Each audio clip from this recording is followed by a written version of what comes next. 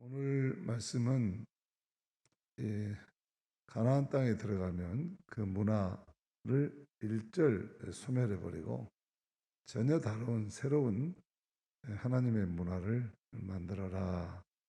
가나안 땅에 그 현란한 문화에 이 광야에서 살던 백성들이 현혹돼서 넘어가 버릴까 봐 세속에 물들지 말라는, 정복할 수 없으면 근접하지 말아라 하는 강력한 요구를 하시죠. 그래서 좀 어렵게 말하면 단일 중앙성소 제사법, 단일 중앙성소, 한 군데 모여서 예배드리고 한 군데 모여서 음식을 나누고, 너희들은 철저하게 아무데나 가서 가나안 문화에, 세속 문화에 타협해 가지고 그들의 문화를 따라가지 말고 그들의 문화를 정복하고 나가서 성화시켜라. 그런 강력한 요구가 있었죠. 모세가 이세들에게 가나안 땅에 들어가서 지켜야 될 가장 중요한 과제로 단일 중앙성소 제사법을 강조했습니다.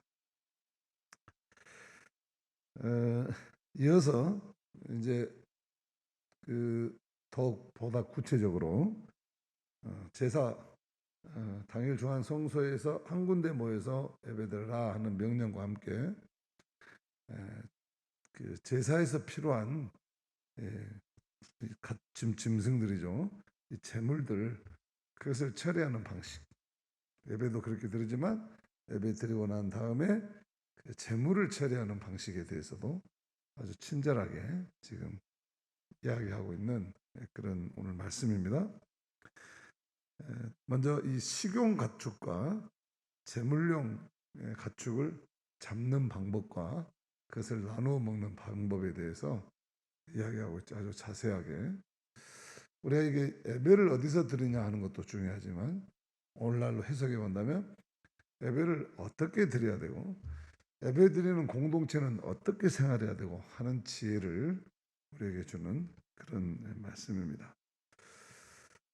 먼저 이 규정은 이 제물과 제사용 이 짐승을 다루는 방법, 그것을 나누는 방법은 상당히 엄격했습니다. 아무거나 가지고 와서 하나님 앞에 예배드리지, 제물로 바치지 말라는 거예요. 적어도 그 짐승은 너희의 죄값을 대신하는, 죄를 전가시켜서 죄값을 대신하는 그런 가축들이기 때문에 아무거나 하면 안 되고 언제나 처음 난 것이어야 되고 흠없이 길러져야 되는 것이고 1년이 된 그런 흠이 없는 그런 가축이어야 된다 하는 게 엄격하게 규정하고 있는데, 이 레위기 17장에 이런 엄격한 제사법이 규정되어 있습니다. 이 엄격한 제사법에 의하면 보다는 오늘 이 신명기에서 가나안 땅에 들어가서 식용하고 제사를 드리는 법은 굉장히 많이 완화된 법입니다. 완화될 수밖에 없었던 것 같아요. 왜냐하면 이 광야 시대에는 레위법을 이 모세 광야 시대 때 이제 모세가 시내산에 올라가서 다 받는 거 아닙니까? 근데 이 광야 시대를 살아 지낼 이스라엘 백성들에게는 이 레위법이 상당히 엄격했어요. 왜 엄격했냐면 이 사람들은 늘 같이 다녔기 때문에 이 식용과 제사용을 막론하고 이 모든 가축을 아무 데서나 잡으면 안 돼. 반드시 성문 앞에 와서 교회 문 앞에 가지고 와서 성문 앞에서 잡아야 돼요. 뭐 그렇게 한 이유는 신앙적인 것도 있고 또 공중보건에 대한 그런 관점에서도 배려를 한 것이겠습니다만은 이 모든 가축을 반드시 이 회막문 앞에 가지고 와서 그것을 잡아서 그 피는 제단에다가 뿌리고, 제사지는 제단에다 뿌리고, 그 기름은 하나님은 이 기름을 타는 향내를 받기를 원하시니까 기름은 태워서 하나님 앞에 이렇게 화목제로 올려드리고, 그리고 남은 기름과 피를 다 뺀 고기는 반드시 너희가 레위인과 너희들이 가져왔다 해서 너희들만 먹는 게 아니라 반드시 이 제사의 직을 향하고 있는 레인들과 그리고 너희 안에 있는 고아와 가부와 나그네들, 이 어려운 사람들이 소외되지 않도록 탄탄한 공동체를 위해서 나눠 먹어라. 예. 생명에 속한 피는 하나님 앞에, 그리고 기름도 태워서 하나님 앞에 올려드리고 화목제로 삼아서 죄를 다 태우시듯이 태우고, 나머지 남은 공일은 반드시 하나님의 긍휼하심의 표현이 가난한 사람들과 그리고 제사직으로 해서 구별된 레인들과, 이거 보면 하나님은 언제나 거룩한 것을 말할 때 반드시 따라온 게 사랑이 있다고 해요. 사랑이 있다. 참 우리 하나님께서는 멋진 하나님이시죠. 가장 자기에게 거룩한 것을 나올 때 가장 너희가 하나님의 본성인 사랑을 실천하는 윤리가 뒷받침돼야 돼. 신앙과 윤리가 반드시 뒷받침돼야 돼. 함석근 선생이 그런 비슷한 이야기를 했어요. 우리는 하늘의 천사도 아니고 땅의 뱀도 아니다. 우리의 신앙은 늘 천사같이 거룩을 지향하지만 우리의 발은 땅에 딛고 늘 뱀을 짓밟으면서 살아야 된다. 우리의 이상은 언제나 높게, 우리의 신앙은 언제나 하나님을 향한 거룩을 추구해야 되지만 우리의 이 땅의 현실, 이 삶에서는 언제나 악을 거부하고 그 땅을 기어다니는 뱀 짓밟고 서야 되고, 그런다고 해서 땅을 무시하고 우리는 천사처럼 날아다닐 수만은 없는 것이고 땅에 발을 딛고 하늘을 향해 사는 존재이다. 그런데 우리는 천사같이 살면서 땅의 뱀을 짓밟고 그렇게 살아야 된다. 어느 한 곳에 치우쳐서는 살 수 없는 게 인간이다. 그런 이야기를 했어요. 가장 거룩할 때 하나님은 가장 신앙은 반드시 윤리로 나타내야 된다. 그러니까 내가 늘 하는 이야기지만 열심히 새벽기도하고 돌아가다가 옆집에 호박 따갖고 국 끓여 먹으면 아무 소용이 없다.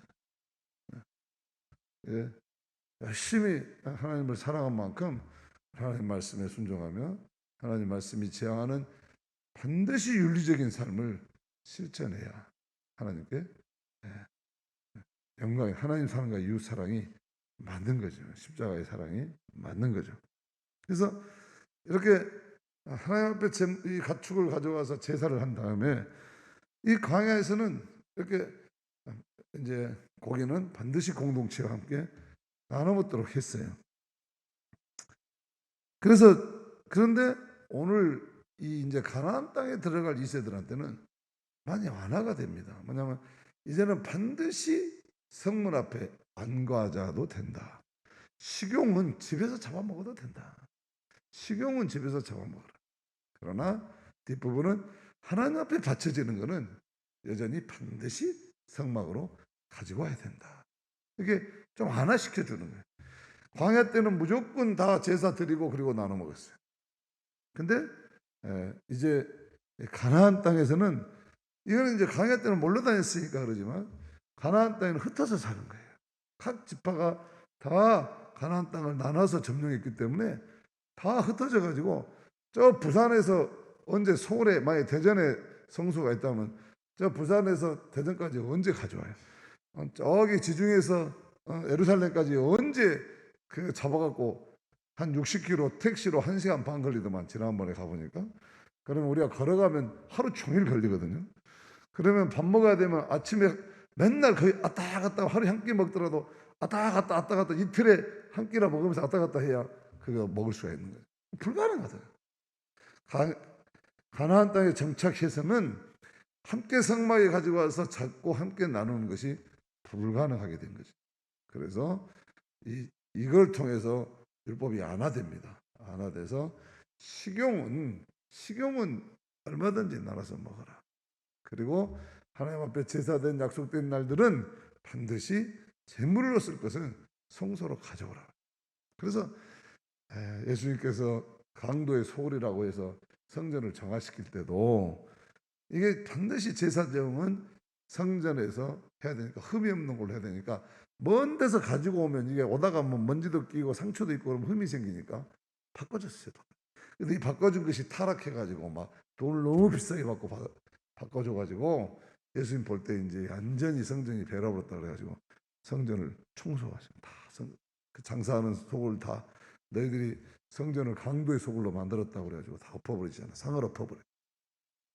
이제 구약의 제사 이게 안화되는 거죠. 그래서 이제 가나안 땅에서는 식용은 집에서 해라. 근데 식용이든 이 제사로 밭을 갖추기든 두 가지 중요한 것은 상반부라고하거나 여기서 강조한 것이 있는데, 그것은 피는 먹지 마라.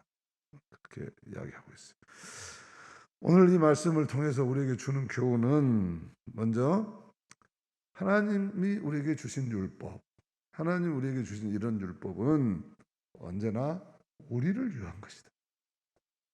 하나님께서 이 광야의 백성들하고 가나안 백성들하고 법을 이렇게 바꾸신 것은 하나님이 변덕이 심해서 바꾸신 게 아니에요. 이스라엘 백성들이 어떻게 하면 더 합리적으로 하나님을 예배하고 공동체를 유지할 수 있겠는가, 그걸 생각하면서 그들이 충분히 할 수 있는 법을 말씀하시는 거예요. 하나님은 이렇게 이스라엘 백성들을 위해서 율법도 발전시켜 가시는 분이에요.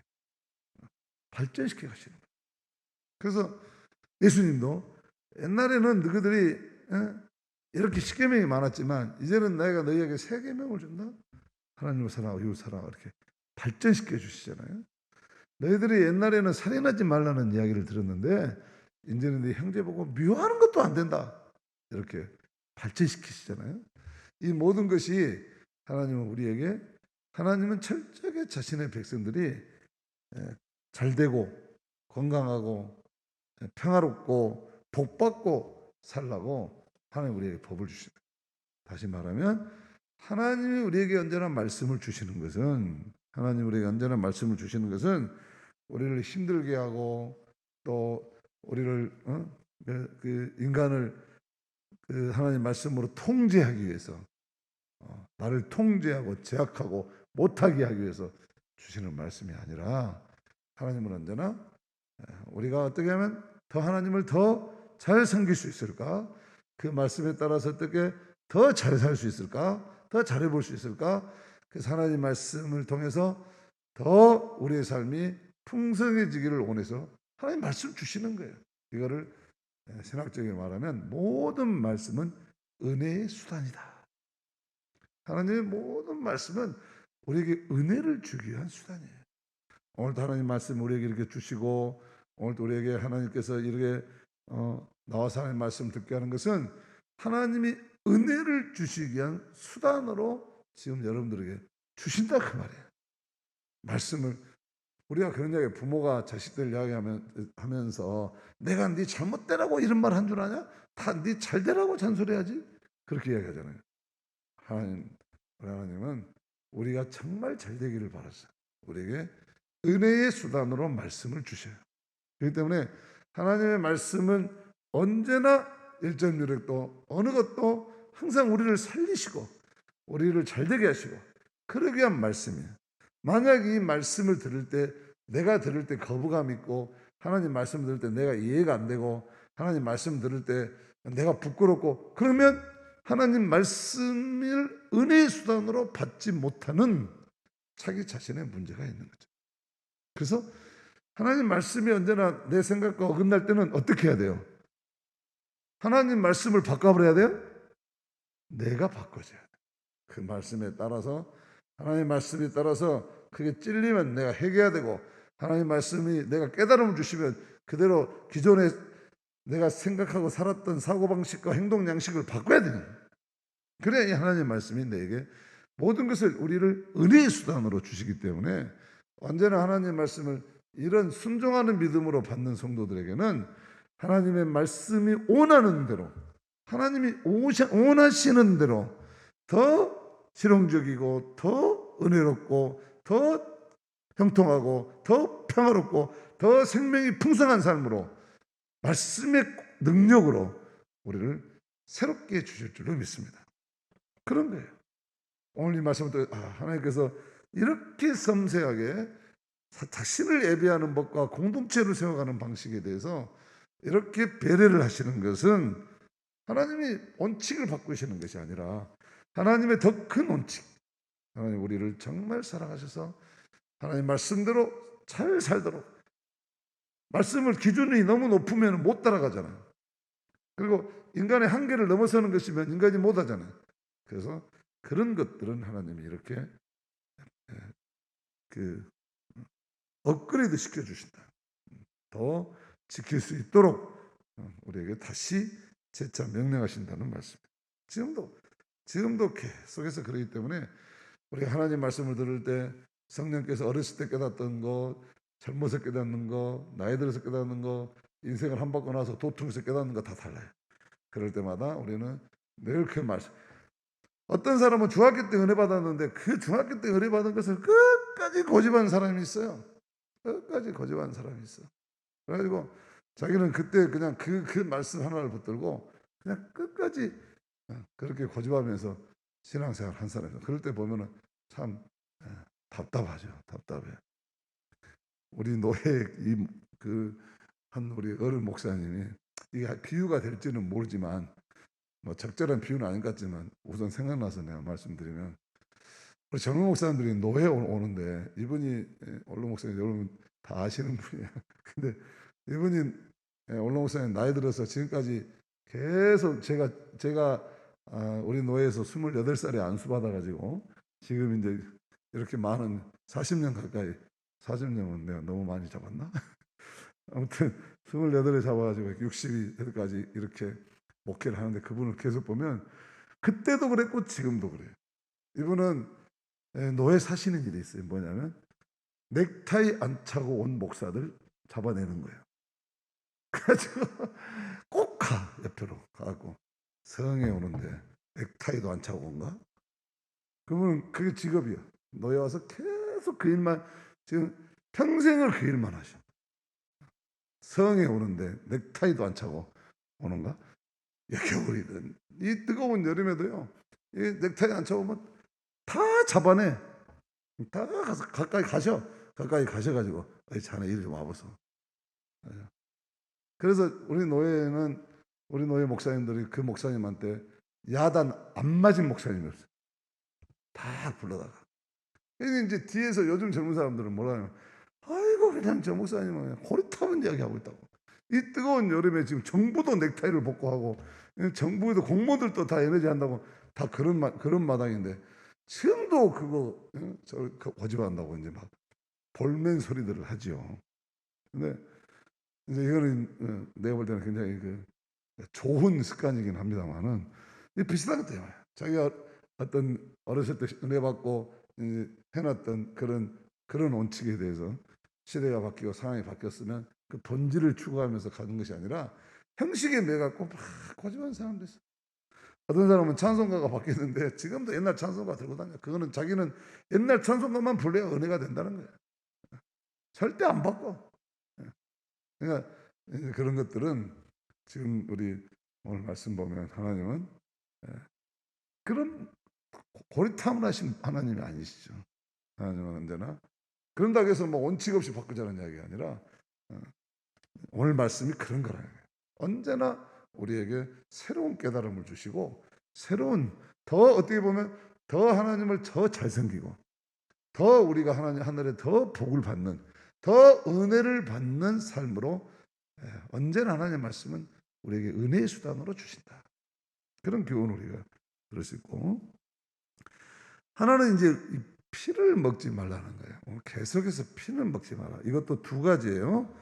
이 피를 먹지 말라는 것은 신앙적인 이유가 있고 또 하나는 이 보건학적인 이스라엘 백성들의 건강을 위해서 하는 이 보건적인 이유가 있습니다. 성경은 모든 생명은 창조주 하나님께로 속했다고 해요. 그래서 하나님께로 속해 있어서 이 피는 이 생명의 모든 것은 피예요.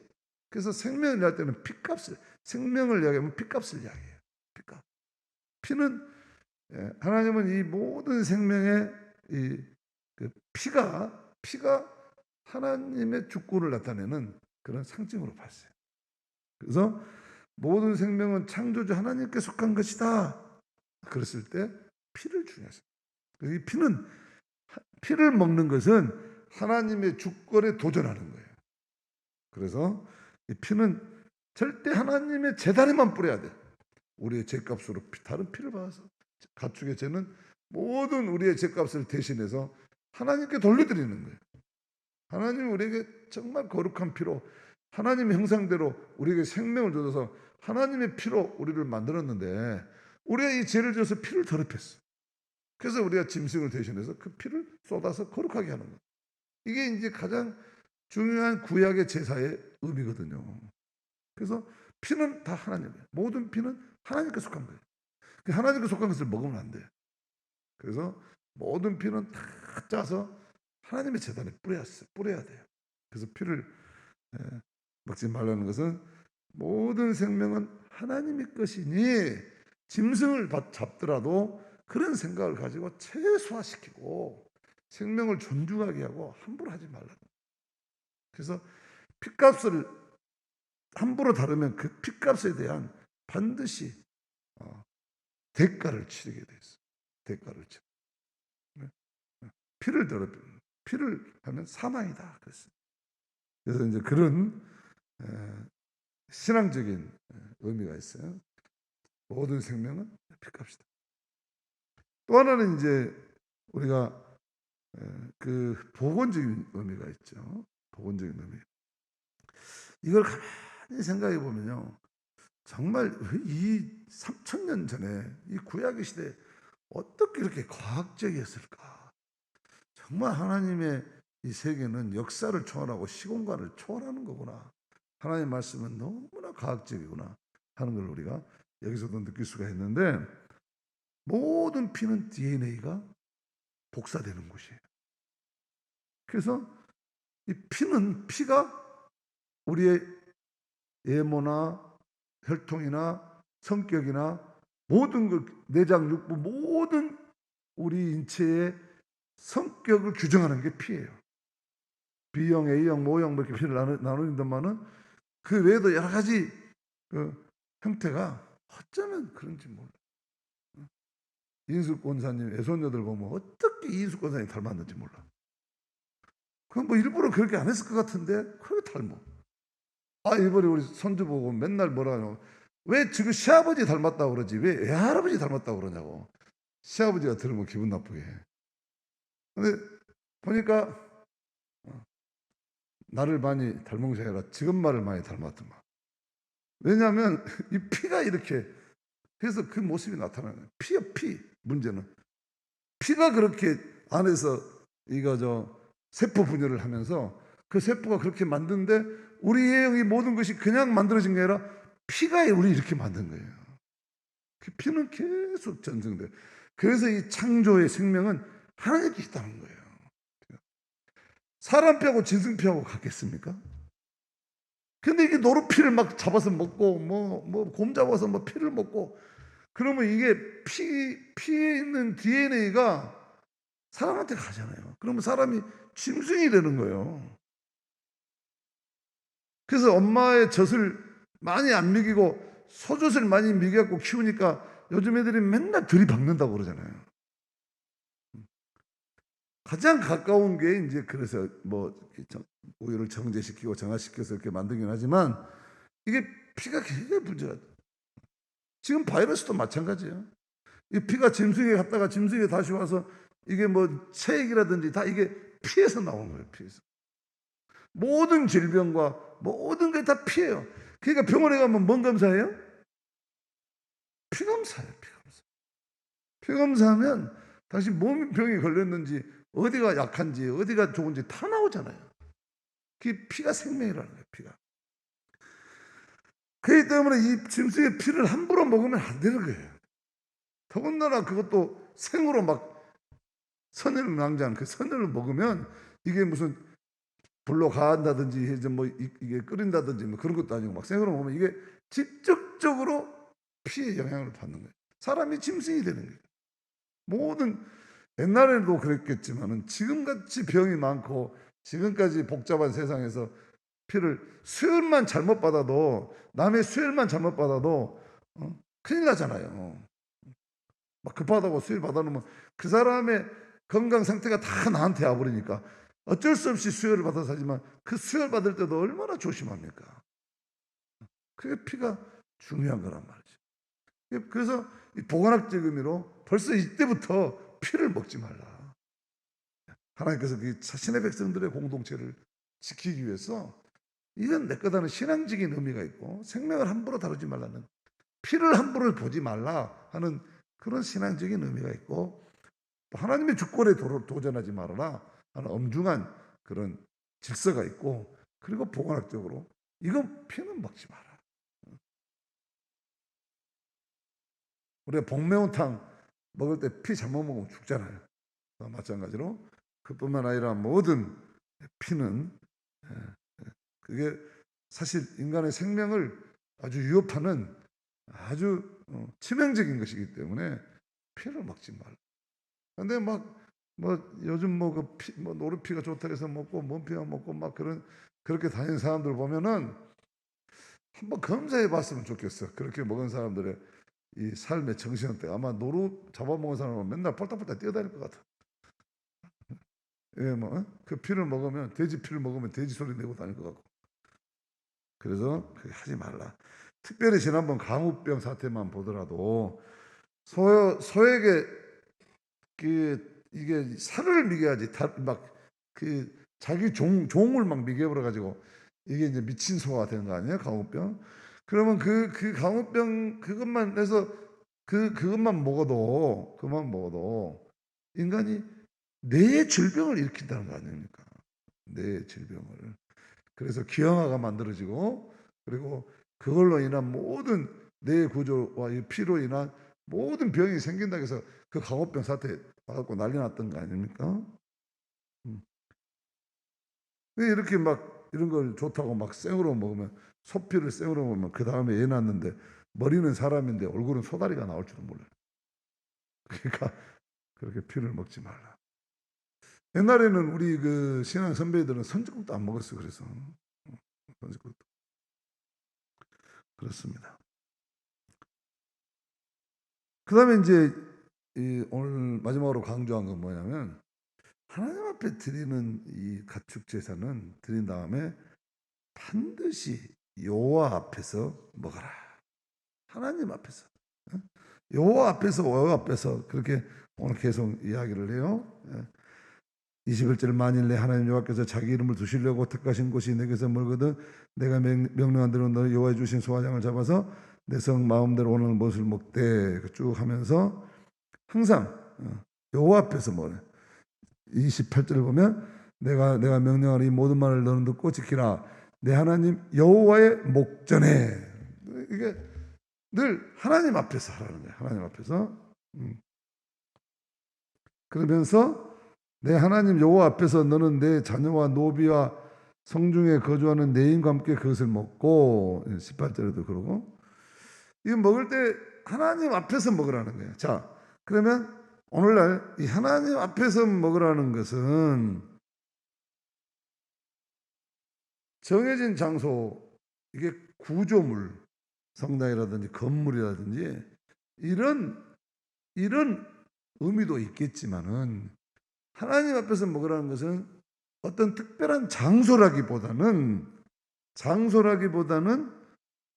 어느 곳에서 뭘 먹든지 그곳에 하나님이 임재하신다는 의식을 가져라 그 말이에요. 하나님. 그러니까 우리가 식사기도도 이런 의미가 있다고 봐요. 우리 어디선지 먹든지 우리가 요즘 뭐 먹을 때마다 이런 장소 뭐 아침 저녁 점심을 전부 교회 예배당 와서만 먹을 수가 없잖아요. 예배당 와서만 먹을 수가 없어. 교회 뭐 그럴 수가 없잖아요. 요즘 같은 날 그렇게 하면 내가 참 살기가 편할 텐데 이거 각자 먹는단 말이야. 이 교회 와서만 먹을 수 있는 게 아니에요. 그러니까 그러면 무슨 의미냐? 하나님의 임재라는 것은 장소가 아니라 내가 어디서 무엇을 먹든지 내 앞에 누가 계신다? 하나님이 계신다. 이런 의식을 가지라는 거예요. 나에게 음식을 주신 것도 생명을 주신 것도 다 하나님이시다. 이런 고백을 하고 우리가 기도하고 먹는 거죠. 하나님 오늘 이 식사도 주님이 주신 것. 잘 먹고 큰 거. 하나님 앞에서 주신 것을 감사함으로 하나님과 함께 먹습니다. 밥맛이 없으면 혼자 내가 요새 식사하시면 저도 혼자 밥을 먹어보니까 참 혼자 밥 먹는 것이 진짜 어려울 것 같아요. 근데 오늘 말씀 보면 깨달아서 이제는 혼자 먹는 것이 아니라 내 앞에다 수저 하나를 딱 놓고 국그릇도 놓고 하나님 한 손 먼저 드시죠. 저도 먹습니다. 하나님 요 김치 한번 드셔보십시오. 먹는 줄 알고 제가 드리겠습니다. 이러고 식사를 하면 재밌을 것 같아요. 그죠? 이런 의식을 가지고 먹으라는 거예요. 하나님과 함께. 이 말은 더 나아가면 음식을 나누는 거, 교회 와서 하나님 앞에 제사 드리고 그 공동체는 음식을 나누라는 거거든요. 하나님 앞에 음식을 나누는 공동체라는 거예요. 근데 이 음식을 나누는 거는 단지 종교적인 의식을 넘어서 살아계신 하나님과 함께 하나님과 더불어 하나님의 자녀들과 함께 인격적인 교제를 나누라는 거예요. 삶을 나누고 삶의 이야기를 나누고 마음을 나누고 이렇게 신앙을 나누고 기쁨도 슬픔도 애환도 함께 나누면서 음식을 나누는 것처럼 삶을 나누는 공동체를 만들어라. 그러니까 이 공동체성을 잃어버리면 아무도 교회는 요즘 제가 이제 신학교 이번에 이제 신대원장 선거도 하고 뭐 바빴습니다 이번 주인데 신대원장 선거 세 사람 후보가 나와가지고 이제 정견 발표를 해요. 이렇게 하겠다. 그런데 마지막에 이번에 신대원장 된 사람이 무슨 말을 했냐면 저는 집을 학교로 옮겼습니다. 그리고 학교에서 학생들과 같이 생활하면서 나는 가장 우리 학교의 신학교의 교육에 가장 중요한 것이 공동체성의 회복이라고 봅니다. 그래서 이들과 함께 우리 아이들이 함께 삶을 나눌 수 있는 그런 신학대학원을 만들 것입니다. 그런 이야기. 그래서 그 순간 나도 모르게 내가 심사를 보고 있는데 15명이지만 제가 이사장이니까 그래도 내 눈치 보고 있는데 갑자기 그 말을 하는데 그냥 코끝이 찡해지고 눈물이 피 나오더라고요. 어쩌면 내가 그런 사람을 뽑아야 된다고 그런 사람 보내달라고 한신대학의 공동체성을 회복하는 그런 교수가 나와야 된다고 애들이 배고프면 고구마라도 갖다 사다 주고 애들이 힘들어하면 같이 가서 밥이라도 먹이면서 위로해 주고 지식이 아니라 예수의 정신과 마음을 전하는 그런 선생이 나와야 된다. 그런 생각을 하고 있었는데 딱 그 이야기를 하는 거예요. 제일 젊어요. 제일 젊은데 당선돼 버렸어요 이번에. 제일 어린데 제일 후배인데 중간에 또 누가 어리다고 그러니까 이준석이보다 12살이나 더 많은데 뭐가 어려요? 또 그러더라고요. 그냥 뭐 이제 50이거든요. 물론 신학대원장은 그래도 제일 60대들이 이렇게 해왔어 지금까지 전통으로. 근데 이번에는 50대 파격적으로 신대원장은 됐는데 나만 그랬겠어요? 그 심사하는 사람들이 바로 감동을 뭐해 감동을 뭐 다른 후보들은 뭐 하겠다 막 무슨 회사처럼 뭐 나열을 하고 애드벌도 뛰고 그랬는데 뭐 이거 스크린 켜놓고 막 이거 스위치로 넘겨가면서 뭐 하기도 했는데 지금 그것도 안 가져왔어. 그것도 안 가져오고 그냥 이거 탁 내리고 저기 뭐야 그 지가 생활대학 발전계획서 써온 거 그냥 한 장씩 나눠주고 그리고 이야기를 하는데 어떻게 보면 준비를 저렇게 안 했나? 그렇게 생각했는데 진짜 준비를 제대로 했더라고. 그래서 1차 투표에서 당선돼 버렸어요. 1차 투표에서 가방에서 팍 넘어버렸어요. 왜 그랬을까? 교회는 정말 공동체라고 하는 거예요. 교회는 그리스도 안에서 하나라고 하는 거예요. 그리스도의 머리로 한 그리스도의 몸이라고 하는 거예요. 그래서 이 한 지체가 영광받으면 같이 영광받고 한 지체가 아파하면 같이 아파하고 이런 공동체성을 통해서 서로 남을 나보다 낫게 여기면서 서로 우리 가운데 와 계신 예수님을 닮아가려고 노력하고 사랑으로 그렇게 서로 보이지 않게 도와주고 격려해주고 위로해주고 사랑해주고 또 좀 마음에 안 들어도 인내해주고 기다려주고 이러면서 이 안에 이 우리들의 만남 안에 성령이 와 계신다.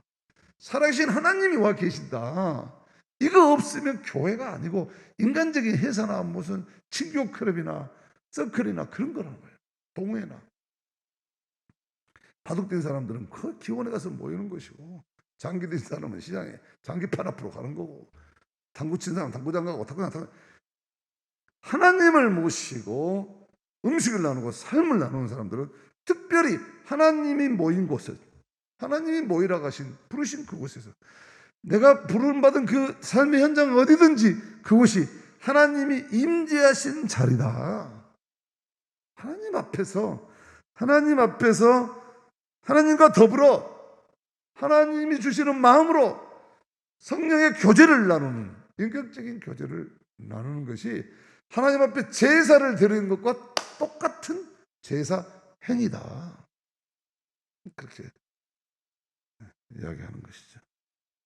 하나님의 것은 하나님께 드리면서 그리고 하나님께 주신 복은 서로 나누면서 그리고 그 모든 사람들의 마음이 하나님을 향하여 있는 모습 그것이 바로 진정한 예배요. 그것이 진정한 교회요. 그것이 천국을 예비한 천국 백성들의 이 땅에서의 삶이다. 그게 교회라는 거예요. 몇천 명, 몇백 명 많이 모여 아무 소용없어요.